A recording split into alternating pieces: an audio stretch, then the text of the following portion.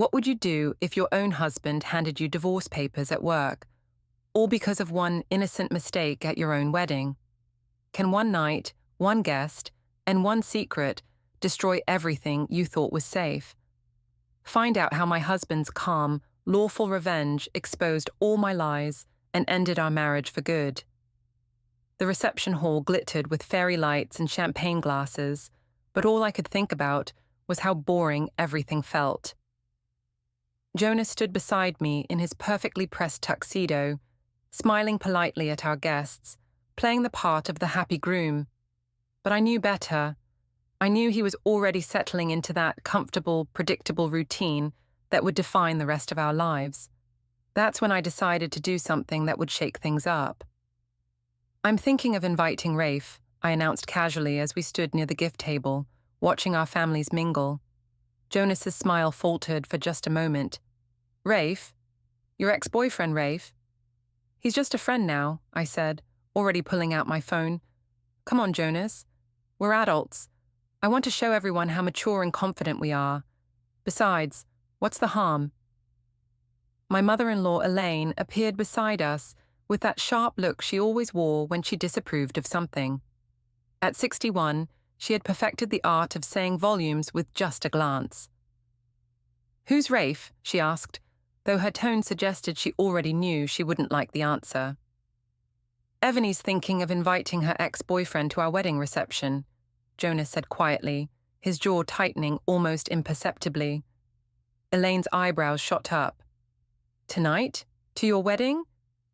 "Why not?" I laughed, trying to keep things light. "Jonas, you're being so insecure about this. Rafe and I dated years ago. We're completely over each other. This is just about showing everyone how confident and happy we are in our relationship." My sister Leah bounced over, already 3 glasses of wine in, her cheeks flushed with excitement. "What are we talking about?" "Ebony wants to invite her ex to the reception," Elaine said dryly. "Oh my God, yes," Leah squealed. "That's so cool and mature of you, Ev. Most people are way too jealous and possessive to do something like that. You're showing everyone how secure you are." I felt vindicated. "Exactly. Thank you, Leah." Jonas remained silent, but I could see the muscle in his cheek twitching. My mother Marion appeared, having overheard the conversation. "Honey, if you want to invite your friend, you should," Marion said, giving Jonas a dismissive look. A confident man wouldn't feel threatened by his wife's past relationships. I typed out the text message quickly. "Hey Rafe, just got married and we're having the reception at Grandview Hall. Come celebrate with us if you're free tonight." Jonas watched me send it, his face carefully neutral. "Ebony, I really don't think this is a good idea." "See?" I turned to our gathered family members. "He's being paranoid. Rafe is just a friend. We grab coffee sometimes and catch up on old times. There's nothing wrong with that." The truth was, Rafe and I had been texting more frequently lately. Nothing inappropriate, just friendly conversations about work, life, memories from college. But Jonas had started asking questions about my phone usage, about why I was staying late at work so often, about the new charges on our credit card. His suspicion was starting to annoy me. "I just think our wedding night should be about us," Jonas said carefully. "It is about us," I insisted. "It's about us being so happy and secure that we can invite anyone we want, even my ex-boyfriend." My phone buzzed. Rafe had responded, "Congratulations. I'd love to celebrate with you both. See you soon." "He's coming," I announced triumphantly. Elaine's expression could have frozen champagne. "This is inappropriate, Ebony." "You're being old-fashioned," I said, waving her off. "This is how modern couples handle things. We don't let jealousy and insecurity rule our lives." Jonas excused himself to check on something with the DJ, but I could tell he was upset. Good, I thought. Maybe this would shake him out of his comfortable complacency. An hour later, Rafe arrived, looking devastatingly handsome in a dark suit. At 35, he had aged well, his brown hair slightly tousled, his smile as charming as ever. Several guests turned to look as he made his entrance. "Congratulations, Mrs. Varell," he said, taking my hand and kissing my cheek. The familiar scent of his cologne brought back a flood of memories. "Thank you for coming," I said, suddenly very aware of how good it felt to have his attention. Jonas appeared at my side, extending his hand to Rafe with forced politeness. "Good to see you again, Rafe." "Likewise. You're a lucky man, Jonas. Evany looks absolutely radiant tonight." I felt a flutter of excitement at the compliment. When was the last time Jonas had called me radiant? As the evening progressed, I found myself gravitating toward Rafe. We talked about our college days, about mutual friends, about his work in marketing. He was funny and attentive in a way that made me remember why I'd fallen for him in the first place. "You seem happy," Rafe said as we stood by the bar, watching couples dance. "I am," I said, though even as I said it, I wondered if it was true. "Marriage is good. Stable." "Stable," he repeated with a slight smile. "That's one way to describe it." I caught sight of Jonas across the room, talking quietly with his father Paul. Even from a distance, I could see the tension in his shoulders. "He's upset about you being here," I admitted. "And how do you feel about that?" I shrugged. "He'll get over it. He needs to learn to trust me." What I didn't notice was Elaine watching us from across the room, her sharp eyes taking in every detail of our conversation, every laugh, every moment when Rafe's hand touched my arm. I didn't see Jonas's face when Rafe and I posed for a photo together, or when we danced to one song while Jonas stood alone by the gift table.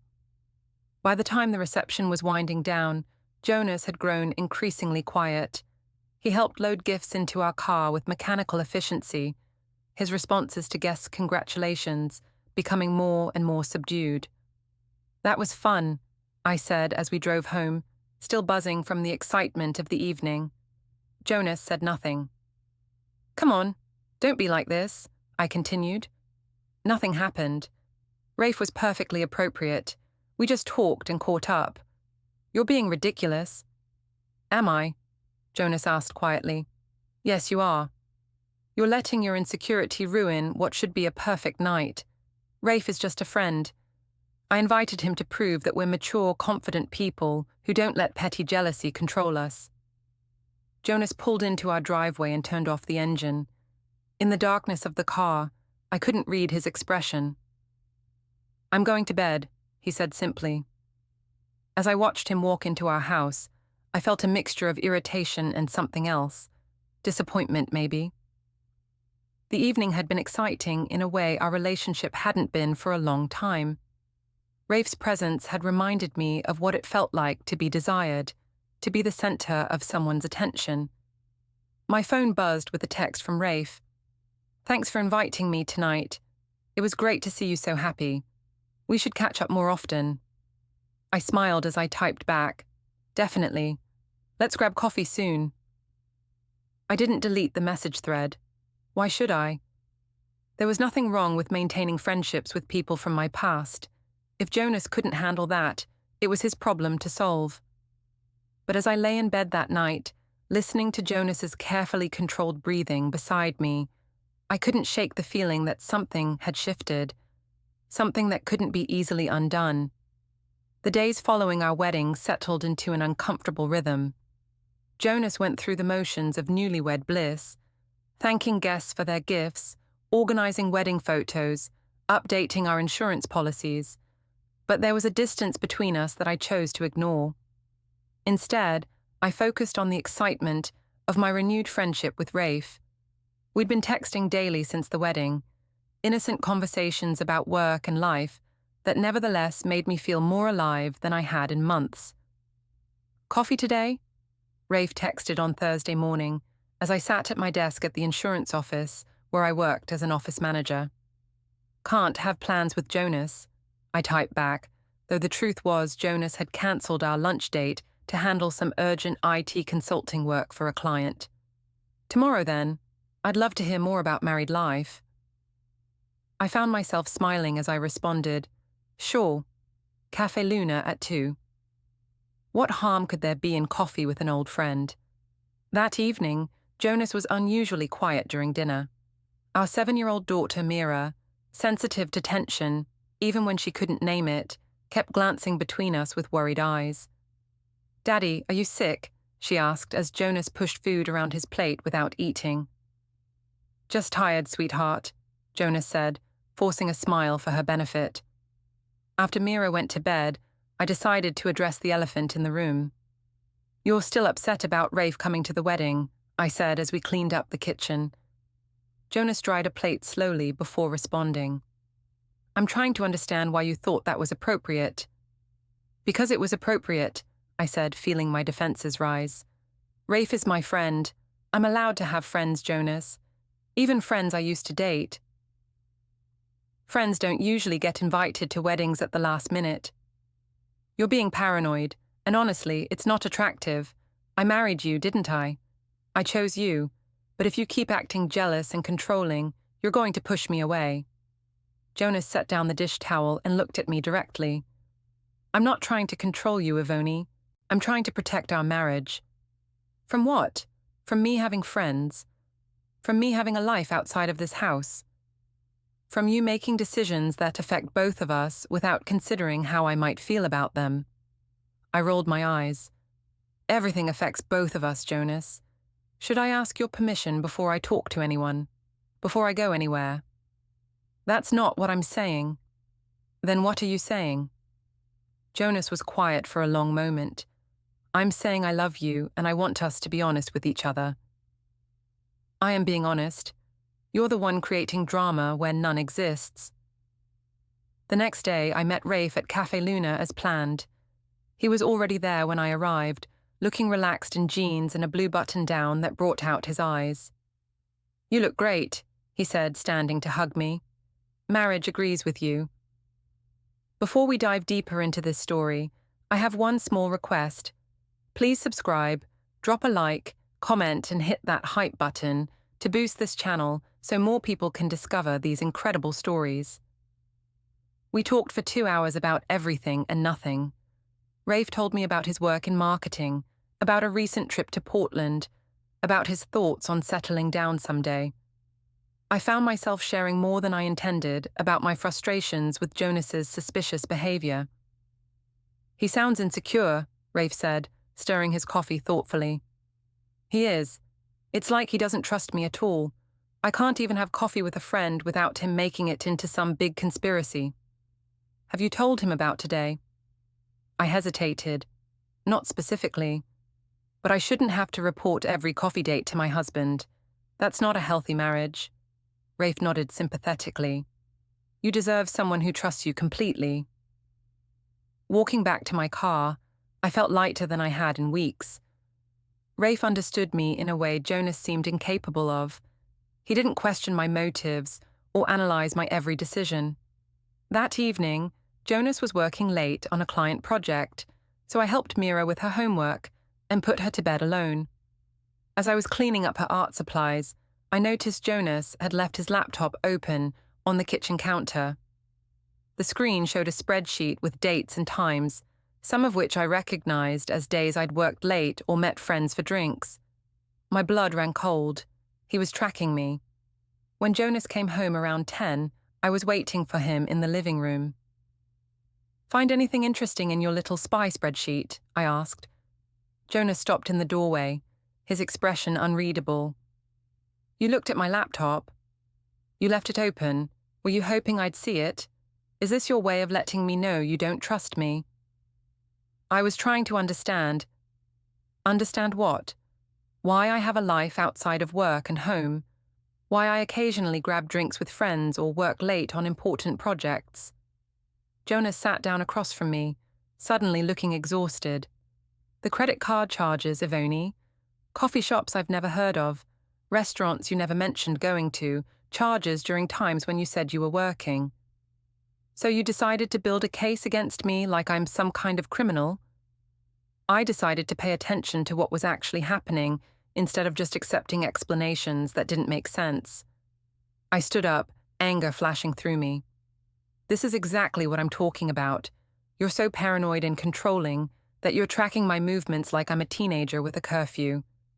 Do you know how that makes me feel?" "How does it make you feel?" Like you don't trust me, like you don't respect me, like you think I'm lying to you. Jonas was quiet for a moment. Are you? The question hung in the air between us. I thought about my coffee date with Rafe, about the text messages I hadn't mentioned, about the way my heart had raced when he'd hugged me goodbye. I can't believe you just asked me that, I said instead of answering. I can't believe my own husband thinks I'm a liar. I didn't say you were lying. I asked if you were. Same thing. And the fact that you even have to ask tells me everything I need to know about what you really think of me. I stormed upstairs, leaving Jonas sitting alone in the living room. As I got ready for bed, I felt justified in my anger. He was being paranoid and controlling, exactly like I'd told Rafe. Maybe it was time to start questioning whether Jonas was really the right person for me after all. My phone buzzed with a text from Rafe. Thanks for coffee today. You're easy to talk to. Hope things get better at home. I typed back, thanks. It was exactly what I needed. I didn't delete the message. If Jonas wanted to go through my phone, let him. He'd find nothing inappropriate, just friendship and support from someone who actually understood me. But as I lay in bed listening to Jonas move around downstairs, I couldn't quite shake the image of that spreadsheet, the careful documentation of dates and times, the methodical tracking of my activities. What kind of man kept records like that about his own wife? Sunday lunch at Elaine and Paul's house had been a family tradition for years, but this particular Sunday felt different from the moment we walked through the door.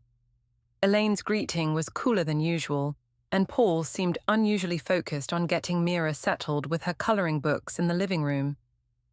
How are the newlyweds? Elaine asked as we sat down at her dining room table, but her tone suggested she wasn't expecting a cheerful answer. We're great, I said brightly, determined not to let Jonas's recent paranoia affect our family relationships. Still getting used to being married, but everything's wonderful. Jonas remained silent, cutting his roast beef with mechanical precision. And how's work, dear? Paul asked, clearly trying to steer the conversation toward safer territory. Busy, but good. I've been taking on more responsibilities at the office, which means some longer days, but it's worth it for the experience.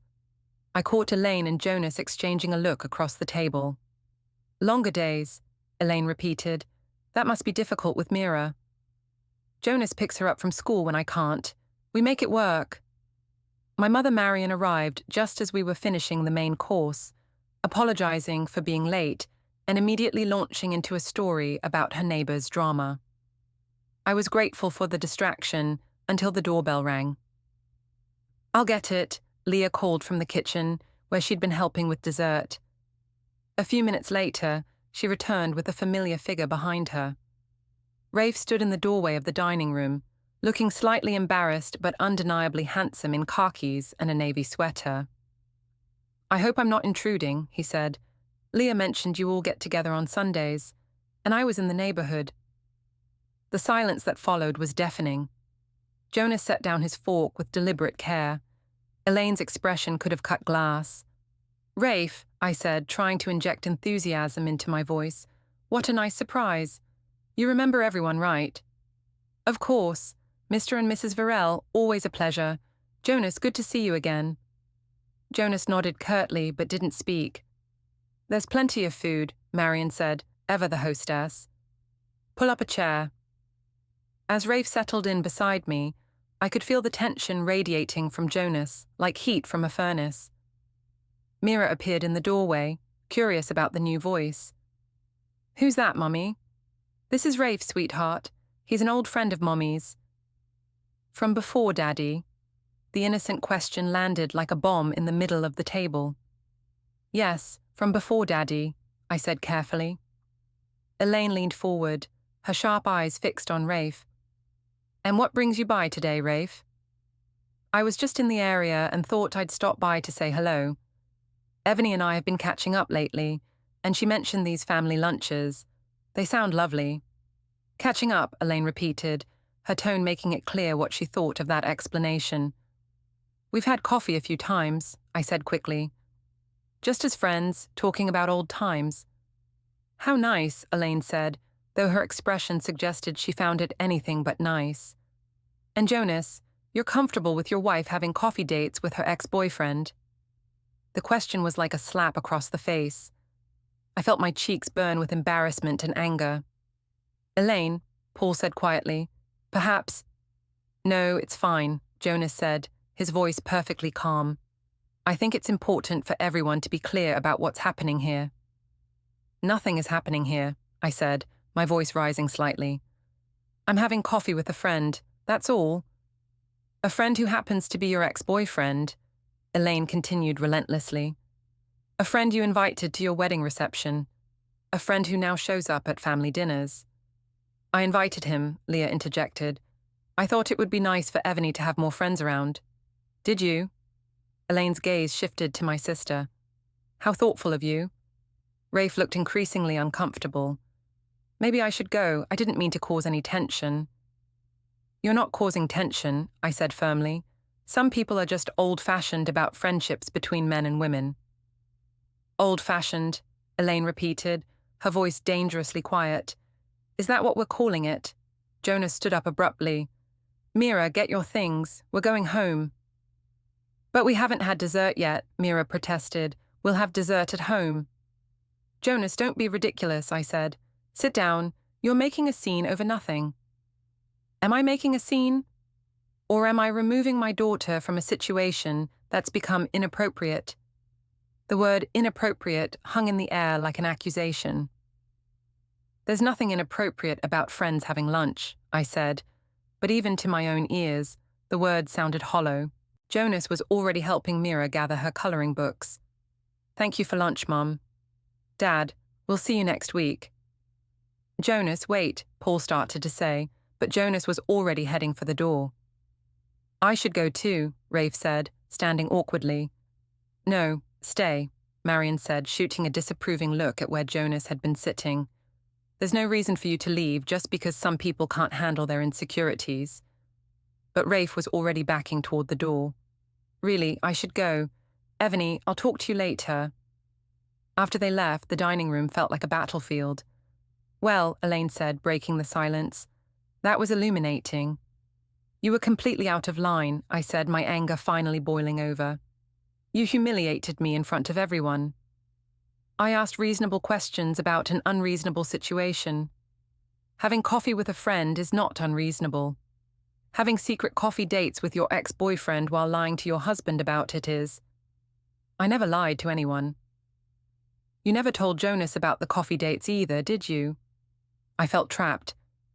I don't have to report every social interaction to my husband. No, Elaine agreed, but most wives don't hide their social interactions with ex-boyfriends either. Marion stood up, her face flushed with indignation. I think you owe Evany an apology, Elaine. She's done nothing wrong. Haven't she? Elaine's smile was sharp as a blade. Then why did Jonas look like a man whose world was falling apart? I drove home alone, my hands shaking with anger, and something else I didn't want to name. When I got there, Jonas was in his home office with the door closed. I could hear him talking quietly on the phone. I found Mira in her room, playing with her dolls but looking troubled. Mommy, why was everyone mad at lunch? They weren't mad, sweetheart. Sometimes adults disagree about things. Is Daddy mad at you? The question pierced my heart. Daddy's just confused about some things, but everything's going to be fine. But as I tucked Mira into bed that night, I wasn't sure I believed my own words. And when I passed Jonas's office and saw him hunched over his laptop, typing with the focused intensity of a man on a mission, I felt the first real flutter of fear. What was he planning? Monday morning started with an unpleasant surprise. I tried to buy coffee on my way to work, and my credit card was declined. Confused, I tried the debit card linked to our joint checking account. Also declined. There must be some mistake, I told the barista, embarrassed as the line behind me grew longer. I paid with cash and immediately called Jonas from my car. The cards aren't working, I said without preamble when he answered. I know. I put a temporary hold on the joint accounts. You what? Jonas, you can't just freeze me out of our money. I can, and I did. There's been too much unexplained spending lately. I need to understand where our money is going. Unexplained spending. I bought coffee and lunch a few times. That's not exactly breaking the bank. Coffee and lunch with whom? I gritted my teeth. With friends, with colleagues, with people I'm allowed to socialize with. Including Rafe? The question felt like a trap. Sometimes, yes. Is that a crime? No, but lying about it might be grounds for divorce. The line went dead. I sat in my car, staring at my phone in disbelief. Had my husband just threatened me with divorce over coffee dates? At work, I found it hard to concentrate. My colleague Jessica noticed my distraction during our morning meeting. "Everything okay?" she asked as we walked back to our desks. "Just some drama at home. My husband's being paranoid about me having male friends." Yikes, that's never fun. What kind of paranoid? The kind where he tracks my spending and questions every social interaction. It's exhausting. Jessica made a sympathetic noise. Some men just can't handle their wives having independent lives. My ex was like that. I found myself sharing more than I intended about Jonas's recent behavior, about his spreadsheets and suspicions, about how controlled I felt. Jessica was a good listener, nodding sympathetically and making all the right supportive noises. What I didn't notice was how our conversation carried across the open office plan, or how other colleagues' ears perked up at the mention of marital drama. By lunchtime, I'd received a text from Rafe. "Heard about yesterday. Sorry if I caused problems. Want to talk?" I hesitated before responding. Meeting Rafe again would certainly escalate things with Jonas, but I was tired of letting his paranoia dictate my choices. "Can you meet at Riverside Park, 1 p.m? See you there." The park was busy with lunch-hour joggers and people eating sandwiches on benches. Rafe was waiting by the fountain, looking concerned. "I feel terrible about yesterday," he said as I approached. I had no idea the situation was so tense. "It's not your fault. Jonas has been acting crazy lately, tracking my spending and questioning everything I do. That doesn't sound healthy." "It's not. I'm starting to wonder if I made a mistake marrying him." The words surprised me even as I said them, but they felt true. Rafe moved closer, his expression sympathetic. "You deserve better than that, Evany. You deserve someone who trusts you completely." I thought I had that, but lately, it feels like I'm married to a detective instead of a husband. We talked for an hour about marriage, trust, and the importance of feeling understood by your partner. Rafe was everything Jonas wasn't lately. Supportive, understanding, completely focused on my feelings and needs. "I should go," I finally said, though I didn't want to. "Me too. But Evany, if you ever need someone to talk to, someone who understands what you're going through, I'm here." He hugged me goodbye, and for a moment I let myself imagine what it would be like to be with someone who didn't question my every move. That evening, Jonas was waiting for me when I got home from work. "How was your day?" he asked, his tone carefully neutral. "Fine, busy, the usual." "Have lunch with anyone interesting?" The question felt loaded. "Just grabbed something quick at my desk. Why?" Jonas studied my face for a moment. "No reason. Just wondering." But I could see he didn't believe me, and for the first time I didn't care. If he wanted to be suspicious and controlling, that was his choice. I wasn't going to let his paranoia dictate my life. Later that night, after Mira was asleep, I found Jonas in his office again, surrounded by papers and documents. "What are you working on?" I asked from the doorway. "Just organizing some files." But as I looked closer, I could see bank statements, credit card records, and what looked like printed text messages. "Are those our financial records?" "Some of them. Why?" Jonas looked up at me, his expression unreadable. "I'm trying to understand what's been happening in our marriage, Evony.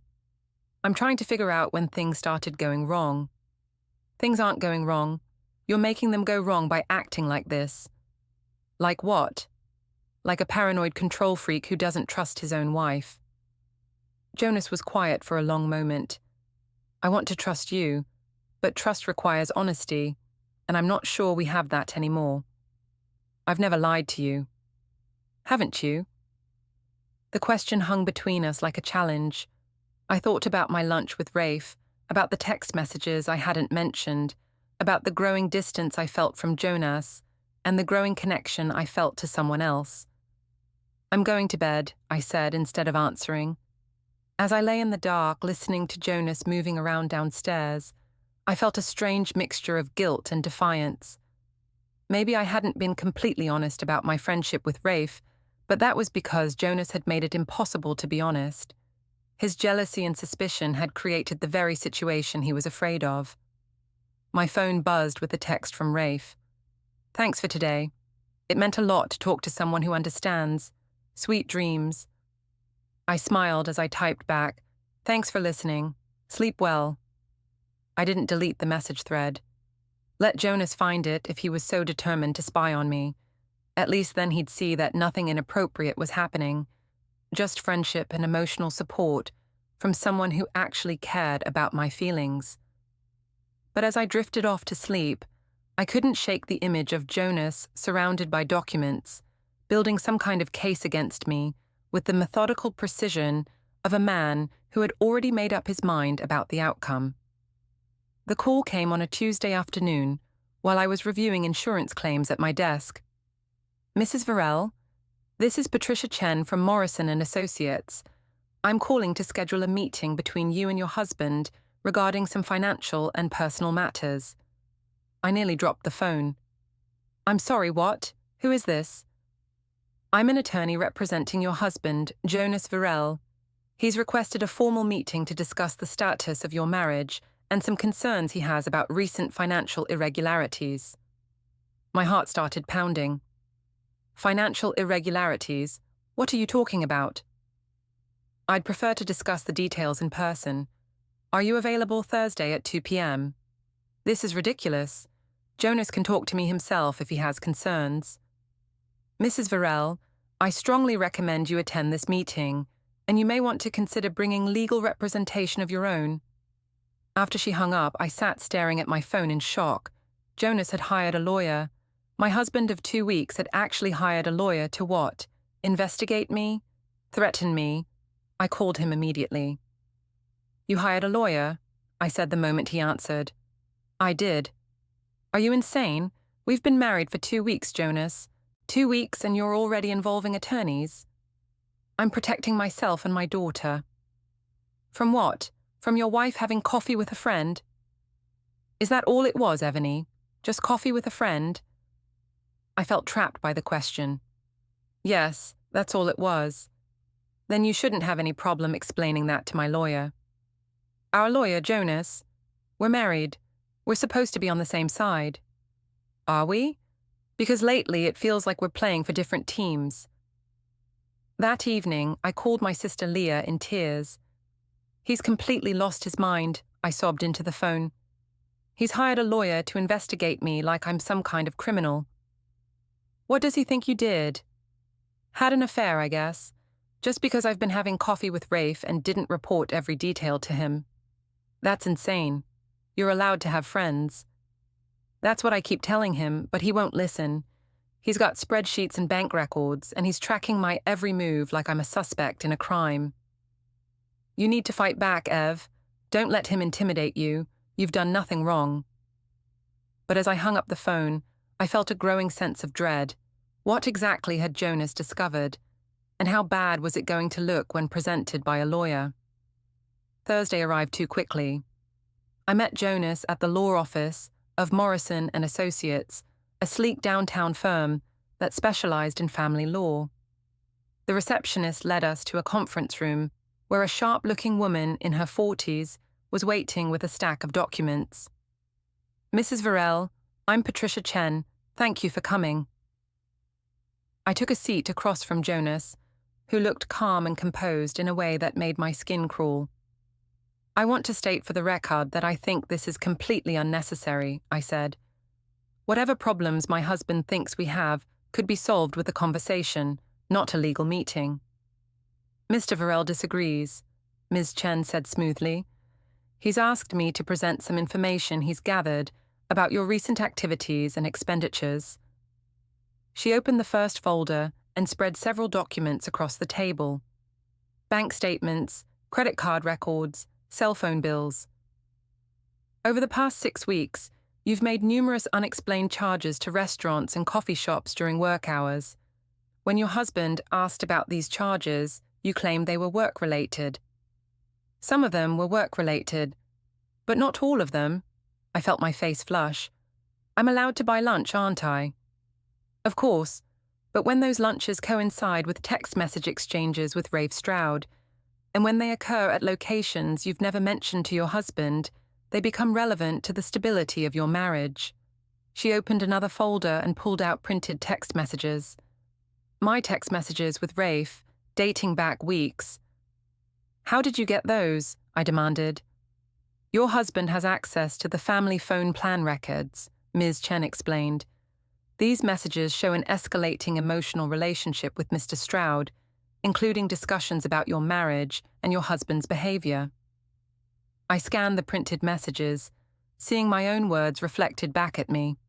Complaints about Jonas's paranoia, discussions about feeling misunderstood, Rafe's sympathetic responses, and suggestions that I deserved better treatment.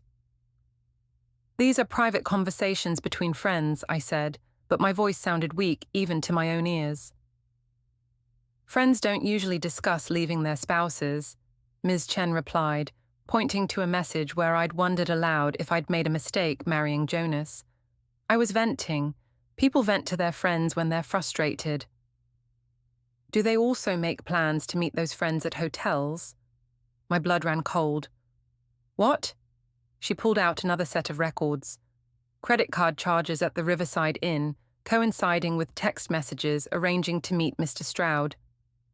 Would you like to explain those? I stared at the documents, my mind racing. There had been one afternoon when Rafe and I had met at the hotel bar to talk. Just to talk. We'd had drinks and discussed my marriage problems for 2 hours, then gone our separate ways. We met at the hotel bar, I said, just to talk. Nothing happened. You met your ex-boyfriend at a hotel bar without telling your husband to discuss problems in your marriage. Is that an accurate summary? Put that way, it sounded terrible. It wasn't like that. What was it like, Mrs. Varel? I looked across the table at Jonas, who was watching me with an expression I couldn't read. I was confused and upset about Jonas's behavior. Rafe is a good listener. I needed someone to talk to. Someone other than your husband. My husband was the problem I needed to talk about. So you chose to discuss intimate details of your marriage with another man. A man you used to be romantically involved with. I needed perspective. And did Mr. Stroud provide perspective? I thought about Rafe's sympathetic responses, his suggestions that I deserved better, his hints that he would treat me differently. He was supportive. I'm sure he was. Ms. Chen's tone was dry. Mrs. Varel, your husband is prepared to file for divorce and seek primary custody of your daughter based on evidence of emotional infidelity and deception. The words hit me like a physical blow. Primary custody? You can't take Mira away from me. A court might disagree, given evidence that you've been prioritizing a relationship with another man over your family responsibilities. That's not true. Isn't it? You've been meeting secretly with your ex-boyfriend, lying to your husband about your activities, using family money to fund these meetings, and discussing the intimate details of your marriage with someone outside the family. How would you characterize that behavior? I felt tears starting to form. I was just trying to figure things out. By turning to another man instead of working on your marriage. Jonas spoke for the first time since we'd sat down. I want to give you a chance to explain, Ebony. I want to understand what's been happening. I looked at him across the table, seeing the hurt in his eyes beneath the controlled exterior. I felt like you didn't trust me, like you were watching my every move and questioning everything I did. It made me feel trapped and defensive.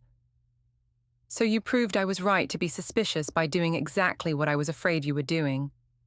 I didn't have an affair. Didn't you? Maybe not physically, but emotionally. You were sharing things with Rafe that you weren't sharing with me. You were seeking comfort and validation from him instead of from your husband. The truth of his words was undeniable. I had been turning to Rafe for things I should have been getting from my marriage. I was confused, I whispered, and instead of talking to me about your confusion, you talked to him. Ms. Chen gathered the documents back into neat piles. Mr. Varel is prepared to file divorce papers tomorrow, unless you're willing to agree to some conditions. What conditions? Complete cessation of contact with Mr. Stroud, full transparency about your activities and communications, marriage counseling, and a post-nuptial agreement that protects Mr. Varel's assets and parental rights. I stared at the stack of evidence against me, seeing my marriage and my relationship with my daughter slipping away. I need time to think. You have until tomorrow at 5 p.m., Ms. Chen said. After that, Mr. Varel will proceed with legal action. As we left the law office, Jonas and I walked to our cars in silence. Finally, he turned to me. I loved you, Evany. I trusted you completely. But you threw that away for attention from someone who doesn't even care about you. That's not true. Rafe cares about me. Jonas's smile was sad and bitter. Rafe cares about the idea of you, about the excitement of stealing another man's wife. But he doesn't care about the real you, the you who has a daughter and responsibilities and a marriage worth fighting for. As he drove away, I stood alone in the parking lot, finally understanding the full scope of what I'd lost and what I was about to lose. I told myself Jonas was bluffing. No one divorces you over just texting. No judge takes a child from her mother over coffee dates. Then a process server showed up at my office at 3 p.m., loud enough for everyone to hear, and handed me divorce papers and an emergency custody petition. By the time I met my lawyer, I learned Jonas had receipts, messages, and witness statements, including family and co-workers. In court, the judge asked if I'd cut Rafe off and commit to the marriage. I hesitated, then said we weren't compatible. The gavel dropped, divorce granted, Jonas got primary custody, I got supervised visits, and he kept the house and most assets. Outside, Mira asked if I was coming home. I couldn't answer. I texted Rafe, I'm free, and he vanished anyway, moved away, suddenly not ready. Jonas rebuilt. I watched my daughter's birthday as a guest while another woman stood beside my child. And the only honest sentence I had left was, I regret it every day.